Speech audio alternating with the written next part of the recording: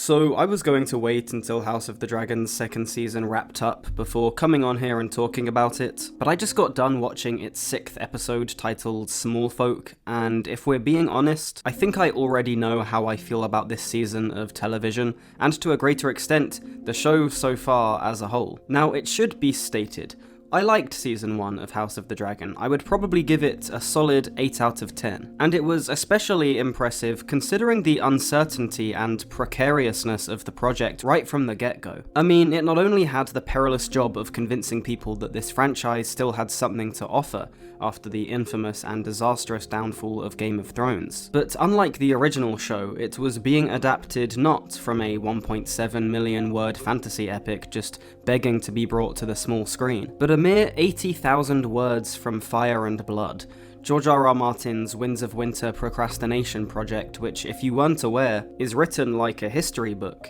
drawing together multiple fictional sources from unreliable narrators. I mean, don't get me wrong, Fire and Blood is an interesting read if you're a huge A Song of Ice and Fire fan like myself, but it's not exactly a screenwriter's wet dream. It's a book with a huge focus on plot over character, to the point where it basically feels like a glorified Wikipedia article, requiring in the process of adaptation for many blanks to be filled in, for much original content to be created, especially when it comes to character. And, as we learnt all too miserably with Game of Thrones, this stuff is not exactly what the writers excel at. There was also the idea that however good House of the Dragon was, it would never be able to redeem those final few seasons of the original show. No matter the quality of House of the Dragon, we all know how lazily and deplorably this story ends, so what was even the point? However, on the complete flip side of things, there was also a lot of hope for this show. Not only was it a chance for HBO to make amends with all the Game of Thrones fans who felt that they had wasted 9 years of their life, but David Benioff and D.B. Weiss, the co-creators of the original show who were,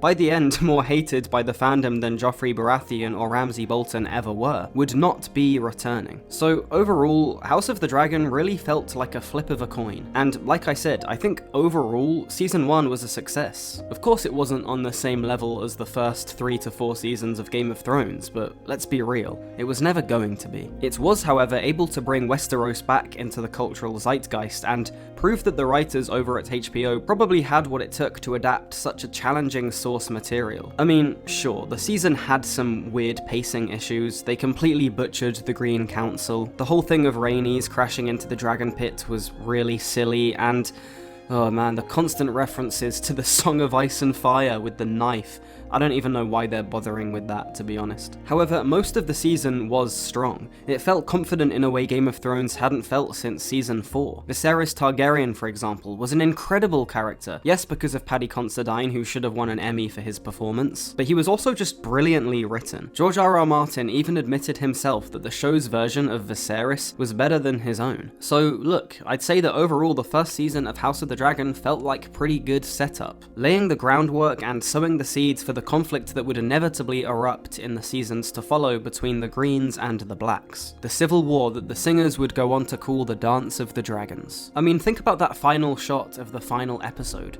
Rhaenyra finding out that her son has been mauled by her one-eyed half-brother's dragon, and staring down into the camera with such grief and anger and resolution. It was like a promise from the writers to the fans of the show that all hell is about to break loose. And I guess my biggest problem with House of the Dragon's second season is that I do not yet feel like this promise has been fulfilled. Now look, let me make this clear. I'm not saying that what this show needs is more battle scenes, of course not. One of the many problems with the later seasons of Game of Thrones is how they increasingly favoured action over the clever, witty dialogue scenes which made the show so good in the first place. What I am saying though is that the writers of House of the Dragon are clearly for some reason reluctant to give any of the characters, but especially Rhaenyra and Alicent, any sort of agency or determination or desire for power. In Fire and Blood, pretty much all the characters are ruthlessly ambitious and selfish, to the point where the entire Dance of the Dragons almost feels like a comedy, where each death actually feels rather cathartic. There's a great sense in the story that most of the characters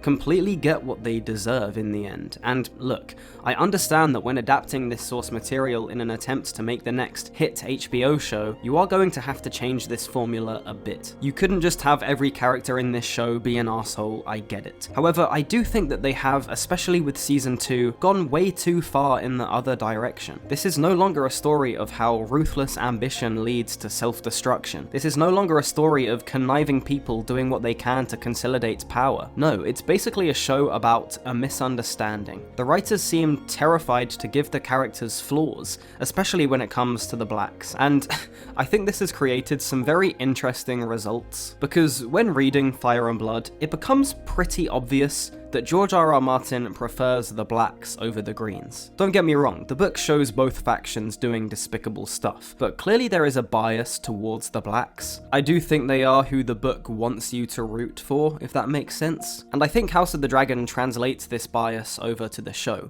Like, sure, all the advertisements for this season have done the Captain America Civil War thing of you must choose whose side you're on, and I get why they've done it, it's clever marketing, but let's be real, the show prefers the blacks to the greens. They're the cool ones, they're the ones who are constantly being painted in a sympathetic light, they're the ones who the show doesn't want to give flaws to, but because of this, the blacks are kind of boring, especially Rhaenyra. She doesn't seem to have any agency. Like, this whole season, she's only really seen reacting to things. We thought that after that final shot of season 1 that she would finally be taking no prisoners, but no, in season 2 she's still just going on about how she wants to avoid war if she can. I don't know why the writers are so afraid to actually give her any sort of grit or ambition. And the funny thing is, this show's attempts to paint the greens as so much more flawed than the blacks has made everyone prefer the greens, because they're the interesting ones. Like, ask yourself this.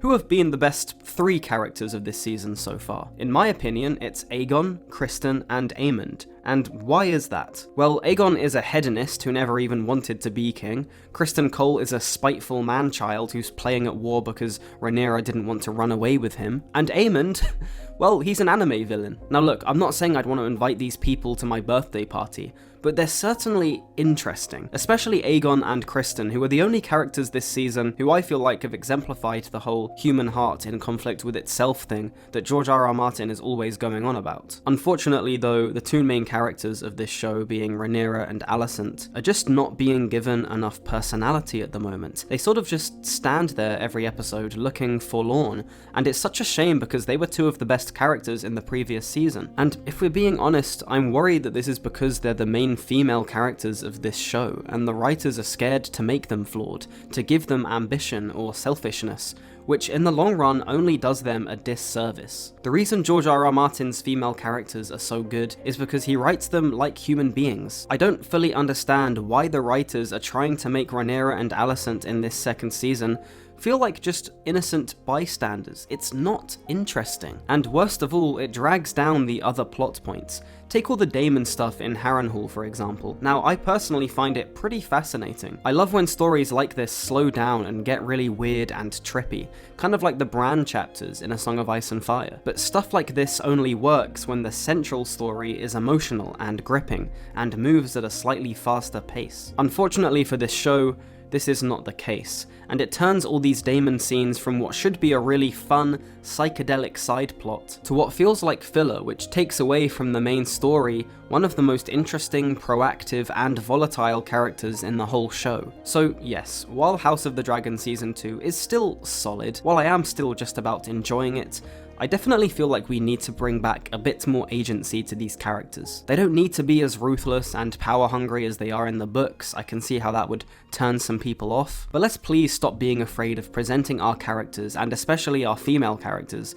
as flawed, as ambitious. Every war that has ever started has been because of ego and pride. To shy away from this is just doing a disservice to George R.R. Martin's writing and the nature of conflict as a whole. Again, it's still a good show, I still think they can recover from this, and I'm still excited to see how they wrap this season up, but anyway, that's going to be it for this video. Let me know what you think about House of the Dragon Season 2 so far in the comments, and I will see you in the next one.